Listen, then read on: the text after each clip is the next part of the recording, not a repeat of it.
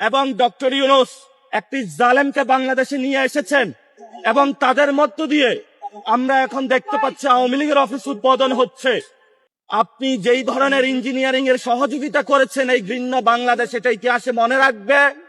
আমরা বলেছিলাম, আপনি যখন লন্ডনে গিয়েছিলেন তখন আমরা উচ্চারণ করেছিলাম লন্ডনে আপনি সিজদা দিয়েছেন, কিন্তু সেটার ফলস্বরূপ যেটা আমরা দেখলাম, বাংলাদেশের এই নির্বাচনে প্রশাসনকে কাজে লাগিয়ে যেই ধরনের ঘৃণ্য সংস্কৃতি আপনি জন্ম দিয়েছেন, বিভিন্ন জায়গায় আমাদের বোনেদের উপর আক্রমণ হচ্ছে, এটার জন্য আপনি ইতিহাসের কাছে দায়বদ্ধতা জায়গায় থাকবেন।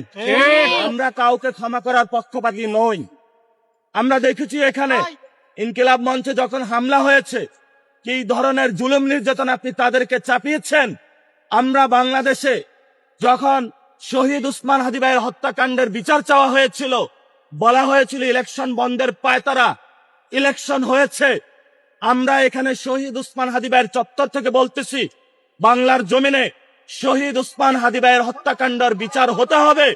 যদি ওই হত্যাকাণ্ডের বিচার হতো, আজকে আমার বোন গণধর্ষণের শিকার হতো না। বিএনপি নামক যে সন্ত্রাসী কার্যক্রম তারা শুরু করেছে দলটি, আজকে সন্ত্রাসী অ্যাক্টিভিটিজের তারা সাহস পেত না।